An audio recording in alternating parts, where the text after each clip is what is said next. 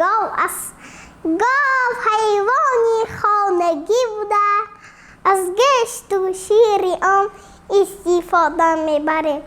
ما کودکان میخواهیم که سال گاو سال سری و پوری و تنجی و آرامی و صحتی و سلامتی باشد. باز آمد بادر ما سال نو، باز آمد بختی نو اقبال سالی نو اقبالی نو، باده مبارک سالی نو بر شما هم رزی نه هم پر و هم بالی نو.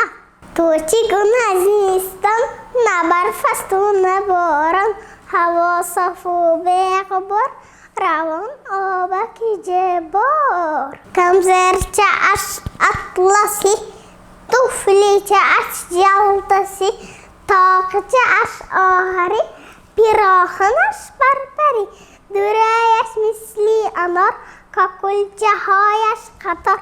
موسیقی را دانسته وای میماند آهسته، دست افشانده به هر سه میکند رقص خساره.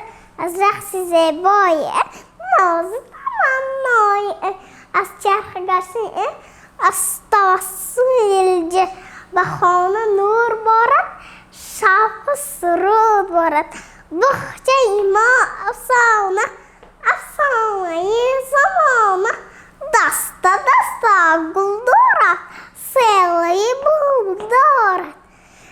انار شیرین 100 دانه دارد، 100 دانه آن یک خانه دارد.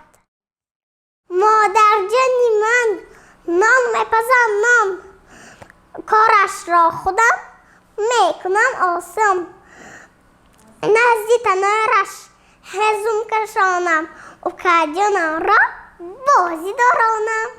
تاجیکستان جان جانانی منی، گشه از باغ رضوانی منی، زان که در آغاش پروردی مرا هم ردیف مادری جانی منی. اخکاکو خراشی دедушка Мороз, елку нам на праздник из супринес. Анганки свкаю красной головой, хорошо нам елочка весела собой.